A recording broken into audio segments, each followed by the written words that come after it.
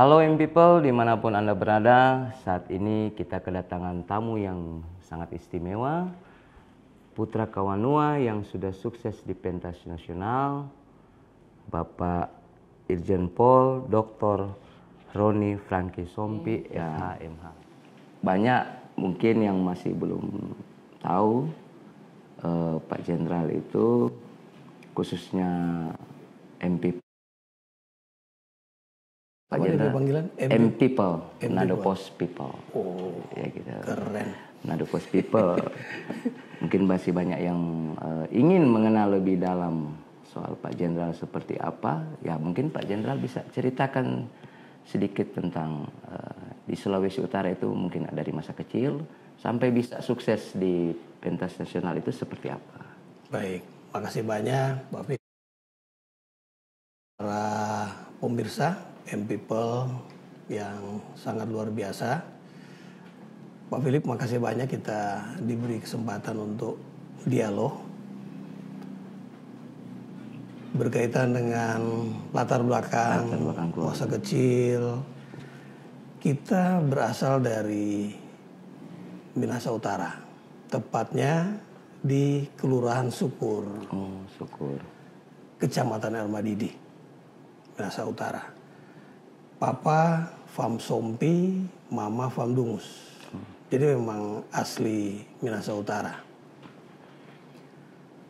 Tahun 68 sampai 73 di SD Gemim Sukur.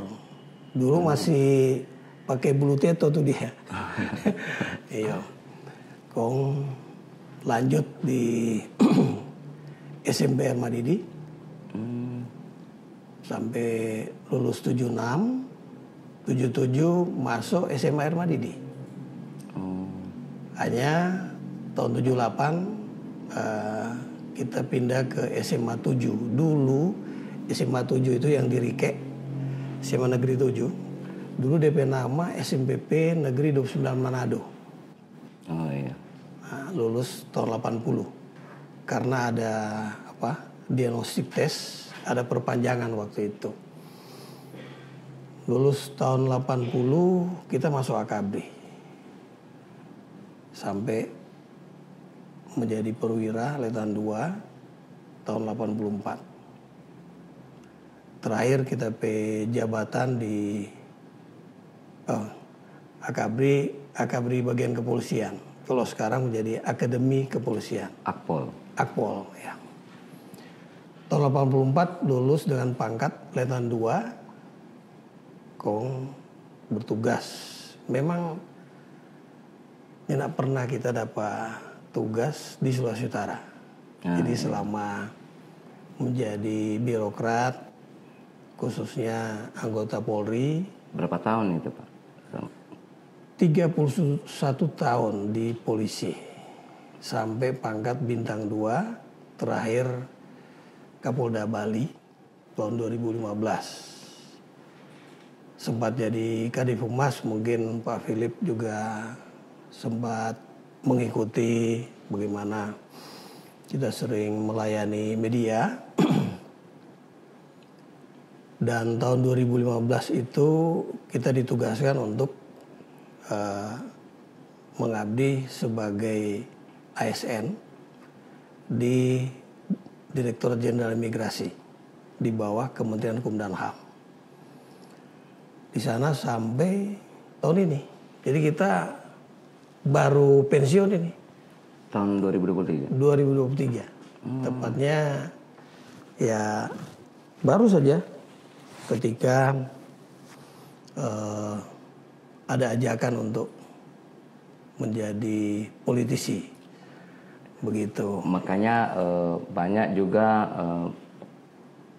M People itu juga bertanya-tanya, kenapa kok bisa Pak Jenderal dengan karir yang begitu cemerlang di Polri hingga di Dirjen Keimigrasian itu, Kemenkumham, kenapa tiba-tiba, bahkan waktu itu kalau tidak salah kejutan yang mengejutkan bagi warga di Sulawesi Utara. Pak Jenderal ini sudah jadi politisi gitu? Apa sih yang melatar belakangi sehingga Pak Jenderal memutuskan? Biasanya kalau sudah pada performa, top performa sisi karir birokrat, biasanya lebih suka urus anak gitu. Sudah pensiun gitu. Tapi ini masuk lagi di ladang pengabdian yang baru sebagai seorang politisi. Apa motivasi sampai bisa memutuskan jadi seorang politisi di tahun 2023 ini? Pertanyaan yang bagus sekali memang ini Pak Philip. Saya sebenarnya belum pensiun karena ketika menjadi ASN dengan jabatan Dirjen Imigrasi harusnya kan pensiun tahun umur 60. 60, ya. Kalau pensiun 60 berarti pensiunnya tahun 2021. Ketika kita beralih status dari Dirjen Imigrasi struktural ke fungsional, maka kita masa pensiun itu sampai umur 65. Jadi berarti mestinya ada 2 tahun lagi, 3 tahun. 3 tahun lagi. Hampir 3 tahun lagi. Tapi karena ada ajakan untuk terjun sebagai politisi, dan kebetulan ajakannya untuk membantu memberikan pelayanan terbaik di Sulawesi Utara. Nah, kita sebagai warga Sulawesi Utara, saya merasa selama 39 tahun mengabdi kepada negara sebagai birokrat, baik sebagai anggota Polri maupun sebagai ASN di Kementerian Hukum dan HAM, belum pernah kita terjun langsung, baku dapat langsung memberikan pelayanan bagi kita saudara-saudara di Sulawesi Utara. Sehingga dengan adanya ajakan terjun sebagai politisi, kita menganggap mengapa tidak. Yang selama ini ya memang saya mengabdi untuk negara, untuk seluruh masyarakat Indonesia. Walaupun sentuhannya itu ada juga kepada warga Sulawesi Utara ketika kita sebagai polisi maupun sebagai Dirjen Imigrasi. Misalnya ketika Dirjen Imigrasi, Torampe Bandara Samratulangi ini kan menjadi bandara internasional yang pelayanan langsung untuk penerbangan dari China. Beberapa penerbangan langsung ke Manado, kan itu juga ada peran dari Direktur Jenderal Imigrasi.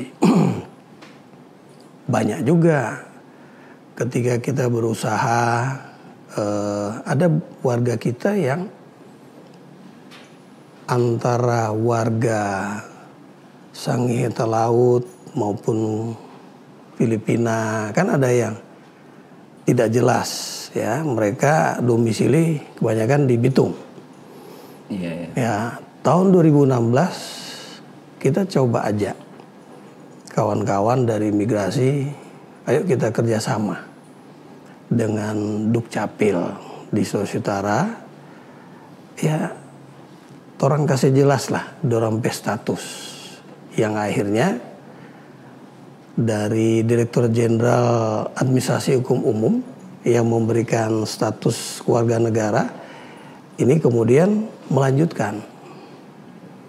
Dan kalau tidak salah 2020 mungkin ya, atau 2019 ada sekitar 500 orang yang tadinya tidak jelas kewarganegaranya mendapatkan kewarganegaraan. Nah, itu antara lain walaupun tidak full ya, tapi ada sentuhannya. Nah, tapi ketika diajak menjadi politisi untuk wilayah Sulawesi Utara, kita berpikir mungkin ini saatnya kita pengabdian dilanjutkan untuk bersama-sama warga Sulawesi Utara. Nah, itu menjadi kerinduan juga biar semua hal yang berkaitan dengan kepentingan rakyat Sulawesi Utara orang perjuangkan di tingkat nasional. Nah seperti itu Pak Philip. Jadi kalau bilang latar belakang, kita juga takjub sendiri dengan ajakan ini ya untuk terjun ke politik. Tapi kita melihat bahwa sebagai politisi ini kita kan bisa memberikan pengabdian dalam bentuk yang lain, berbeda dengan seorang birokrat. Nah mungkin dari pengabdian bentuk lain ini, saya setelah purna bakti ya sebagai aparatur sipil negara juga bisa bersama-sama lah, terutama ini kan saudara-saudara di Sulawesi Utara ya, khususnya ya tentu Minahasa Utara, kita pe kecamatan, kita pe kelurahan, bisa juga setiap saat orang mau baku apa lebih leluasa ketimbang dulu bertugas di birokrasi pemerintahan yang penugasannya belum pernah di Sulawesi Utara. Nah, seperti itu Pak Philip. Jadi berdasarkan pengalaman itu, memang kalau Pak Jenderal turun ke lapangan, kalau secara sepintas ya kelihatannya sambutan masyarakat itu ya luar biasa. Banyak yang ingin lebih dekat, banyak yang ingin lebih kenal seperti apa ya. Dan mungkin masyarakat dengan yang tadi seperti Pak Jenderal bilang akan lebih terlayani saat ruang-ruang yang dulu terbatas karena jabatan ini lebih leluasa, bisa lebih luas, sehingga saat Pak Jenderal turun ke dalam desa, kelurahan dan lain sebagainya, kalau secara sepintas itu kelihatannya sambutan masyarakat itu begitu luar biasa. Terima kasih. Jadi, kalau begitu kenapa, ya. Apakah itu memang karena berdasarkan pengalaman saat menjadi seorang pelayan dulu sebagai Kadif Humas, pelayan sebagai Dirjen Imigrasi, atau seperti apa sehingga saat turun di lapangan itu kenapa bisa demikian? Padahal sebagai seorang politisi baru seumur jagung, baru mungkin kurang lebih 1 tahun atau baru berapa bulan? Belum. Saya diangkat menjadi politisi ini baru saja bulan Maret. Jadi belum, ya kalau batanam jagung soba buah memang. Maret baru mulai. Artinya feedback yang tadi disampaikan oleh Pak Philip ini saya sampaikan terima kasih, dan saya memberikan apresiasi kalau memang masyarakat di Sulut mau menerima saya sebagai seorang politisi yang memang baru pertama kali terjun dengan pengalaman di birokrasi pemerintahan. Ya mudah-mudahan dengan pengalaman sebagai anggota Polri ya, karena kalau soal kepemimpinan kan kita mulai Kapolsek, Kapolres, kemudian Kapolda terakhir, dan jabatan staf di Polri itu kita rasa ya pengalaman ini bisa kita bawa di dalam memberikan pelayanan lanjutan dalam bentuk lain sebagai seorang politisi ke masyarakat di Sulawesi Utara. Apalagi terakhir sebagai Dirjen Migrasi, mungkin ini warna yang lain lagi ya. Cuma mudah-mudahan latar belakang ini yang bisa memberikan yang mendukung saya untuk bisa lebih memberikan pelayanan terbaik kepada masyarakat Sulut. Karena jaringan komunikasi di tingkat pusat, bahkan secara internasional kan saya juga pernah mengalaminya. Mudah-mudahan jaringan komunikasi ini bisa membantu untuk memperjuangkan posisi Sulawesi Utara sebagai sebuah provinsi di paling utara Indonesia yang sangat dekat dengan ya negara-negara Asia Timur. Bagaimana kita negara perbatasan provinsi di perbatasan ini bisa lebih berkembang, lebih maju sebagai pintu gerbang antara lain. Yang selama ini kan sudah diupayakan oleh pemerintah provinsi maupun pemerintah kabupaten dan kota di Sulawesi Utara selama ini. Jadi niat saya sebenarnya secara tulus ikhlas untuk bersama-sama memberikan kontribusi terbaik bagi kemajuan Sulawesi Utara, terutama 2024 sampai 2029 yang akan datang. Nah, demikian, Pak Philip. Memang banyak juga warga Sulawesi Utara sangat merindukan memang sosok-sosok seperti Pak Jenderal, seperti yang dikatakan tadi. Kalau untuk membangun Sulawesi Utara sebenarnya butuh jaringan, bukan cuma sekedar kepintaran dan lain-lain, tapi butuh jaringan yang bisa diperjuangkan dari sisi politik anggaran, khususnya di DPR RI. Ya. Jadi warga Sulawesi Utara itu memang banyak yang menilai bahwa kalau Sulut mau maju, jaringannya harus luas dan kuat, bukan cuma sekedar pintar ataupun mungkin faktor yang lain, tapi yang paling utama yang mungkin seperti diceritakan Pak Jenderal dengan segala macam pengalaman dan lain sebagainya, itu jaringan nasional maupun internasional. Warga Sulawesi Utara itu sangat mengharapkan ada wakil-wakil di Senayan sebagai anggota DPR RI yang bisa membawa suara dari warga Sulut, sehingga apa yang menjadi kerinduan dan harapan itu warga Sulut itu membutuhkan sosok yang seperti diceritakan tadi, jaringannya luas dan kuat, sehingga Sulawesi Utara itu akan lebih tumbuh dan berkembang. Amin. Kira-kira dari sisi ini apa yang bisa dilihat Pak Jenderal untuk membangun Sulawesi Utara dari sisi jaringan yang luas dan kuat? Ya, kita tahu bahwa Sulawesi Utara sebagai pintu gerbang bagi Indonesia untuk wilayah Indonesia bagian utara, tengah dan timur, bahwa posisi pintu gerbang ini kalau kita perjuangkan agar Sulawesi Utara ini bisa mendapatkan manfaat yang lebih besar, adalah memperkuat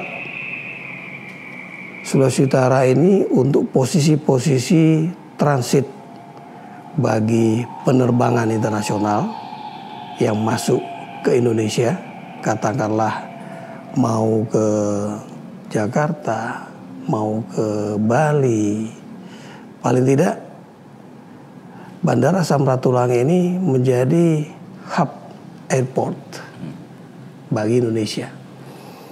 Ini kepentingan pariwisata bisa kita dapatkan, kepentingan untuk ekspor impor juga bisa kita peroleh, dan banyak sekali manfaat yang bisa kita dapatkan, termasuk juga yang berkaitan dengan pelabuhan untuk ekspor impor, di mana jarak antara Pelabuhan Bitung dengan negara-negara di Asia Timur ini kan sangat dekat. Sebelum sampai Jakarta ataupun Makassar, kenapa tidak singgah ke Bitung? Ya, dengan transportasi yang jarak pendek, maka biaya transportasinya akan lebih murah. Kemudian dari Bitung dia bisa mengirim langsung, misalnya ke Indonesia bagian timur, Papua, Maluku dan sebagainya. katakanlah demikian. Bagaimana kita memperjuangkan agar posisi tersebut dimaknai untuk kepentingan secara nasional. Nah itu kan perlu komunikasi, perlu jaringan. Kementerian-kementerian mana yang bisa kita lobby ya untuk berpikir secara nasional. Bahwa ketika posisi Sulawesi Utara itu digunakan untuk memperpendek jarak dan mengurangi beban transportasi, maka Indonesia bagian timur, Indonesia bagian tengah akan banyak terbantu. Nah ini kan perlu diperjuangkan oleh politisi yang duduk di Senayan katakanlah. Apapun komisinya ya. Karena komisi yang berbeda itu juga kan bisa juga menitipkan proposal-proposal yang memang menjadi amanah dari rakyat Sulawesi Utara untuk diperjuangkan. Kan bisa dititipkan dengan teman lintas komisi ya. Tapi betul-betul kita berjuang dengan tulus, tidak untuk kepentingan pribadi. Nah ini mungkin yang bisa kita perjuangkan di tahun 2024, 2029 yang akan datang. Artinya kemudahan-kemudahan jaringan yang sudah pernah saya miliki, ini kan bisa kita manfaatkan untuk memudahkan komunikasi terutama di Senayan, misalnya gitu Pak Philip. Ya. Jadi makanya saat Pak Jenderal di Sulawesi Utara itu kurang lebih intens 10 bulan terakhir boleh di Sulawesi Utara di tahun 2023 ini. Untuk ini Maret sampai sekarang ini bulan 11, jadi bulan 3 sampai bulan 11 berapa bulan tuh? 9 bulan. Hampir 9 bulan. 8-9 bulan ya. Jadi saat Pak Jenderal berinteraksi di Sulawesi Utara, warga pun juga menyambut dengan senang itu, dan bahkan beberapa warga juga baru mengenal lebih dekat sosok Pak Jenderal. Mungkin yang ini ada saudara-saudara kita Sulawesi Utara yang mengenal ketika masih bertugas dulu mungkin ya, sering melihat.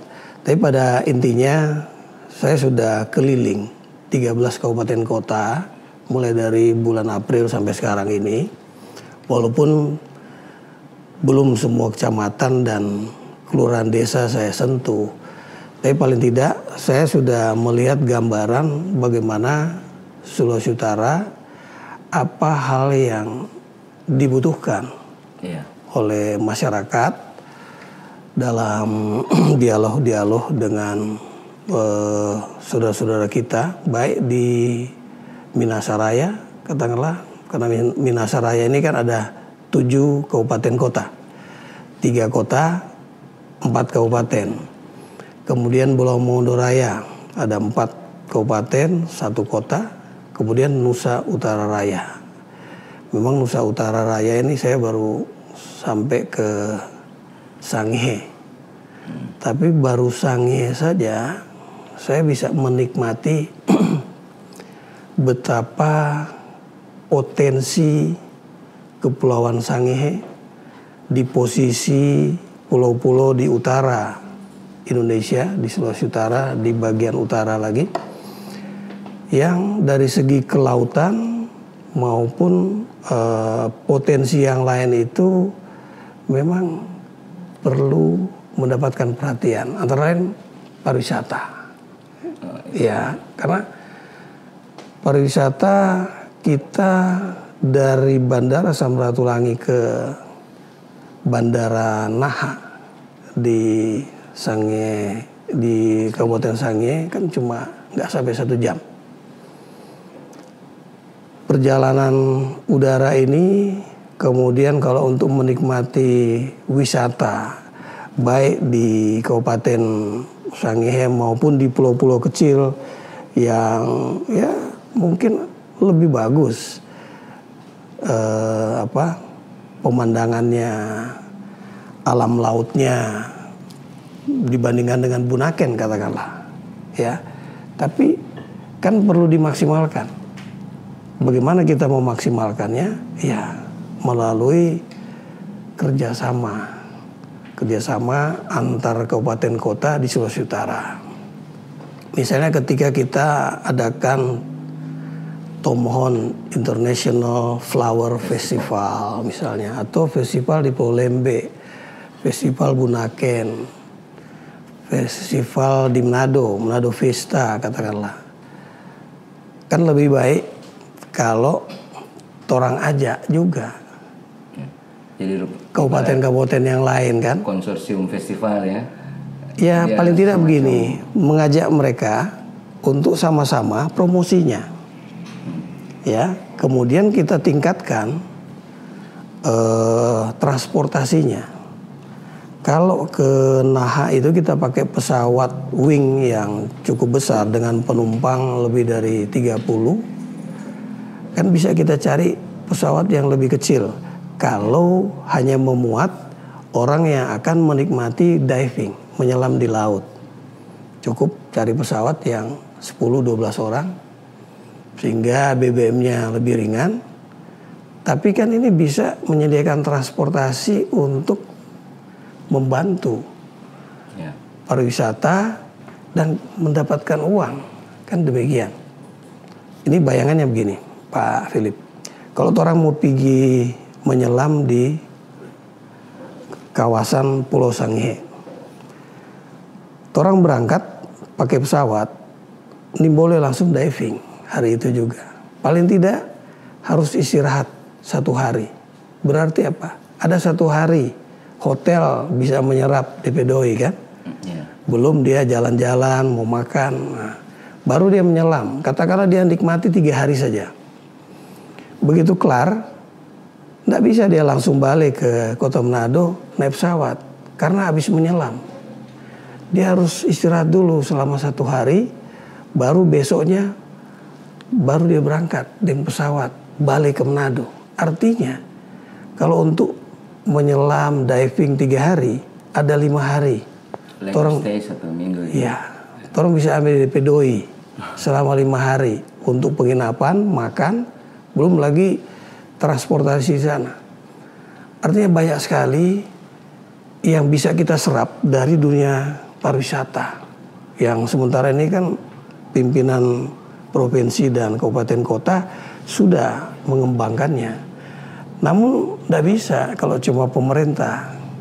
Kabupaten kota harus didorong dari... Harus bersama-sama. Karena DP stakeholder banyak. Ya, termasuk juga Manado Pos. Gitu. Artinya media juga bisa membantu mengembangkannya. Belum masyarakat setempat. Belum media sosial. Jadi banyak sekali yang bisa kita garap ketika bicara kebersamaan. Kalau orang pakai bahasa Minahasa itu mapalus. Ya, mapalus sama-sama tidak lagi melihat perbedaan. Karena perbedaan itu menjadi bagian yang saling menguatkan satu sama lain.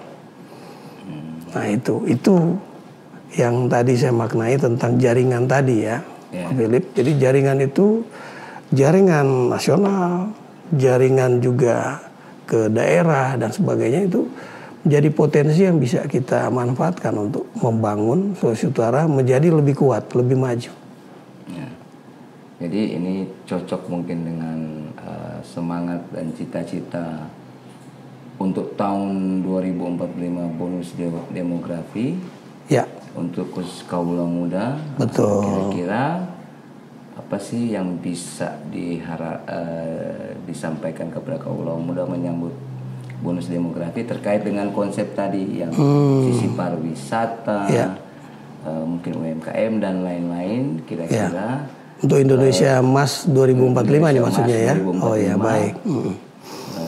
Bila mana ada wakil sulut di DPR RI untuk di periode 2024-2029, kira-kira dari Pak Jenderal itu apa sih yang hendak ditularkan lah kepada generasi muda, generasi milenial dan generasi Z ya. Gen Z dan generasi milenial. 2045 Indonesia emas, pemuda Sulut itu harus jadi pemuda yang betul-betul menjadi generasi Golden Age itu. Untuk tahun 2045 harus dirintis dari sekarang. Apa yang Pak Jenderal bisa sampaikan kepada generasi milenial Gen Z terkait yang konsep-konsep pembangunan yang mungkin inilah yang menjadi penerus nanti kan? Iya, betul. Memang saya melihat bahwa kelebihan warga Sulawesi Utara itu egaliternya. Ya. Jadi sifat egaliter ini itu bisa bermanfaat ketika bicara tentang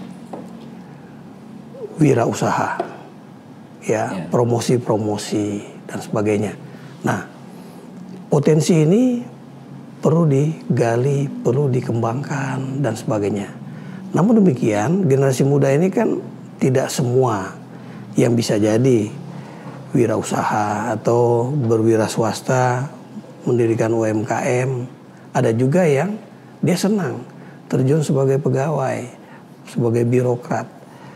Banyak sekolah kedinasan yang memberikan beasiswa kepada generasi muda yang dari keluarga ekonomi menengah ke bawah. Ya, karena kita pernah menjalani itu, kita masuk Akpol itu kan karena berpikir tentang biaya kuliah. Tidak mudah kita, bukan hanya SPP, tapi segala macam biaya yang harus dikeluarkan sampai dapat S1 ini kan cukup besar. Tapi melalui sekolah kedinasan, banyak sekali sekolah kedinasan karena hampir semua kementerian dan lembaga punya sekolah kedinasan.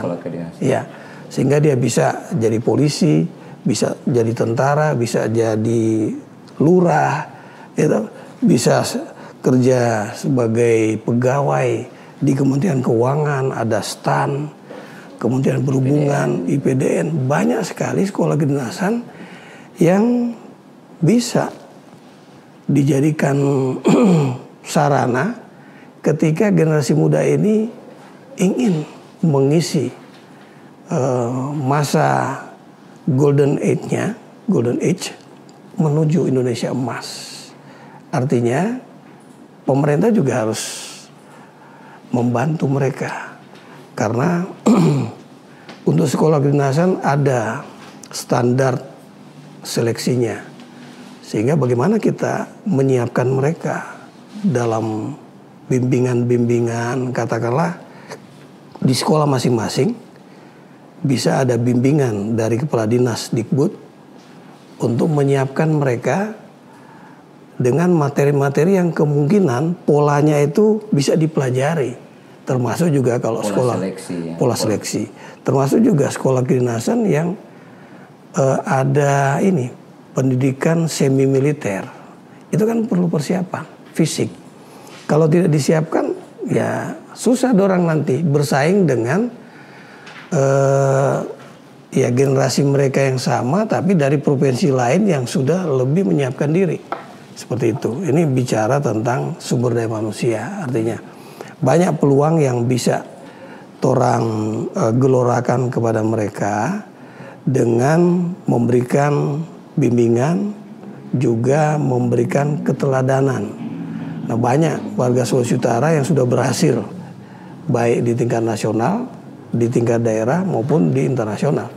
Nah, dari situ kan bisa ada pembimbingan, pemberian motivasi dan sebagainya. Hal ini kan bisa kita kembangkan. Jadi bagi generasi muda, generasi milenial dan terutama generasi Z yang masih akan kuliah lagi dan sebagainya, ini jangan mengabaikan semangat juang. Jadi semangat juang ini yang harus ditumbuh kembangkan. Dan jangan malu ketika terjun sebagai UMKM. Karena kalau orang malu, nanti warga luar Sulawesi Utara yang akan banyak datang ke sini untuk menjadi UMKM. Dan ini kan sudah orang nampak, orang bisa lihat baik di Manado maupun kabupaten sekitar Manado bahwa UMKM kita bersaing dengan warga dari luar Sulawesi Utara yang nilai daya juangnya itu, semangat juangnya itu sangat besar. Nah, generasi muda perlu mengembangkan semangat juang, semangat tidak mengenal lelah untuk maju. Demikian Pak Philip. Setelah pemaparan tadi Pak Jenderal dari awal mulanya, jadi mungkin dari M-People juga sudah bisa melihat bahwa ketulusan untuk Sulut bagi Pak Jenderal sudah disampaikan secara panjang lebar, dan mungkin ada penyampaian terakhir dari Pak Jenderal, cita-cita dan harapan politik masa depan dikaitkan dengan ketulusan membangun Sulut. Jadi tulus untuk Sulut, kira-kira bagaimana itu Pak Jenderal? Ya, saya terjun sebagai politisi tentu bukan ingin mendapatkan jabatan tertentu di bidang politik, tapi saya ingin memanfaatkan kesempatan untuk berjuang melalui bidang politik, memberikan pelayanan terbaik pada masyarakat dengan tulus ikhlas agar Sulut bisa lebih maju. Siapapun pimpinan di provinsi ini, siapapun pimpinan daerah di kabupaten kota, pasti saya akan dukung, walaupun orang cuma 6 orang yang mungkin mendapatkan kesempatan dan amanah dari rakyat untuk maju di Senayan. Tabai orang semua. Terima kasih Pak Jenderal atas waktunya dan kesempatannya. Demikianlah M-People, bincang-bincang MP Talks malam hari ini bersama Bapak Irjen Pol Purnawirawan. Ya, Purnawirawan ya. Dr. Roni Franky Sompi SH-MH. Kalau lebih beken dikenal RFS. Singkatan nama. Singkatan ya. nama. Terima kasih atas waktunya, kita jumpa di lain dan kesempatan. Malam baik.